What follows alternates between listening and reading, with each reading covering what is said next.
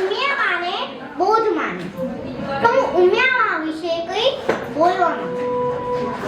હું આજે એ મારી માં જગતજનની માં ઉમિયા ઉપર ભરોસો રાખીને બેઠી છું. મેં ક્યારેય કોઈ વલોપાટ નથી કર્યા, મેં ક્યારેય કોઈ માંગ નથી કરી, મેં ક્યારેય કોઈ વેન નથી. બસ સવારે ઉઠીને એક દીવા સામે મેં માં રક્ષા કરજે, રસ્તો બતાવજે અને શક્તિ. અને મને ક્યારે પાછું વળીને જોવું નથી પડ્યું.